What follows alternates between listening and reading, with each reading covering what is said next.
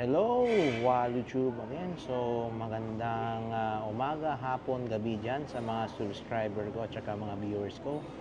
So, may panibagong vlog na naman tayo for today, no? So, may reaction lang ako, no? Nung nangyaring inaugurasyon po sa Rosario Almario Elementary School dito sa Manila na natatanging state-of-the-art na public school for elementary na napaka-high-tech po at napakagalante yung pasilidad ng school na ito. So, may titignan tayong konti dito. Pakita ko sa inyo.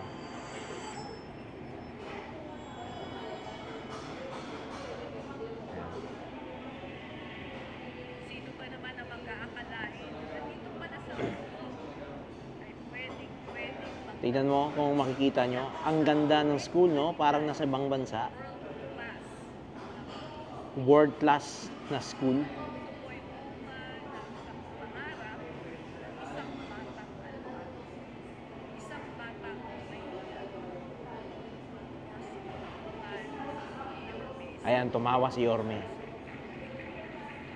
Ayun. So, reaction ko lang to about sa sa mga proyekto ni Yorme, lalo na sa inaugurasyon sa school na ito, no? Saan ka nakakakita na isang public school lamang pero yung facilities niya is napaka world class, pang international. Parang daig mo pa, parang feel mo nag-aaral ka sa Amerika.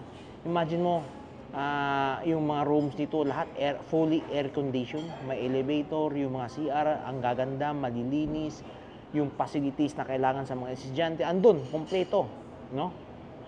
So, ito po yung nagbunga na po talaga yung tinatawag natin na yung determinasyon ni Yorme nung mayor pa siya dito sa Maynila, no? Yung determinasyon niya na makagawa ng mga magagandang projects, especially sa mga kababayan natin na walang kapasidad na mag-aral sa mga private o mga exclusive school, no? So dito mo ngayon makikita yung mga proyekto ni Yorme na ang dami talaga nagawa ni Yorme.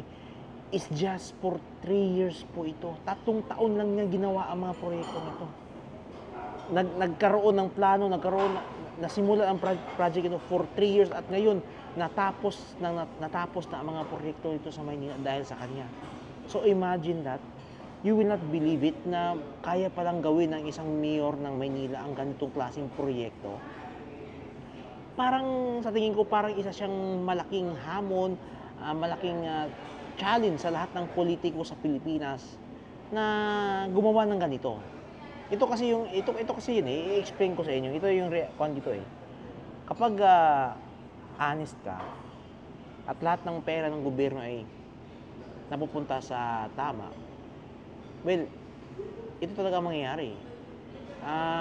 Ang tingin ko dito, ito yung tinatawag nila ngayon na honest. Dahil sa honest yung leader mo, nagkaroon ngayon ng magandang resulta. Okay? May magandang resulta ngayon sa proyekto ng gobyerno. So, ang tanong dito ngayon, ba't hindi nagagawa ito ngayon ng mga politiko sa buong bansa ng Pilipinas na ginawa ni Yorme? Sa mga nagtatanong sabi na, ay, yan lang ginawa lang pala niya. Why not come in Manila at tignan mo lahat ng proyekto ni Yorme? Kaya galing, Tatak Isko Moreno yan. May resibo yan. Hindi yan basta-basta inaangkin mo lang na proyekto. Dahil kay Yorme, nangyari itong proyektong ito. Okay? So, imagine mo, no? Imagine mo, sana may ganitong leader sa bansa natin. Pag may ganitong leader sa bansa natin, may mangyayari talagang magandang maidudulot, no? Kasi imagine mo, magbi-benefit talaga yung mismo yung mga tao na nakatira sa isang lungsod, sa isang syudad, no? So, yun po, that's one of the best thing with Yorme, and especially for Ma'am Hani Lacuna, the currently mayor sa Manila, na ang gusto lang nilang ang gusto lang gawin sa lugar nila is makapagbigay ng magandang serbisyo sa Manila. Alam mo ba na may hospital sa Maynila ngayon na may public hospital na siya lang natatangin na may MRI machine. Mahal 'yan.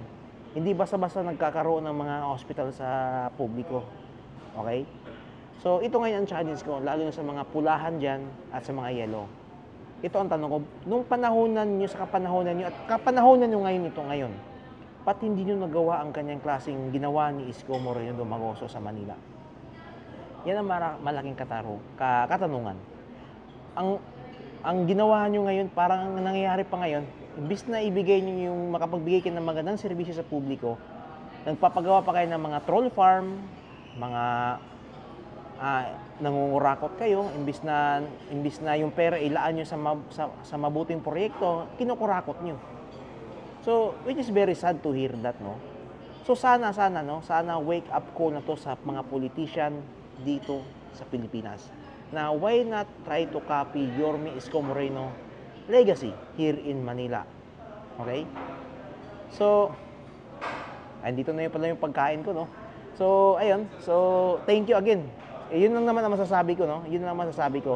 So, thank you again sa pagkinig sa vlog ko. So, I would like also to shout out Iskonians out there.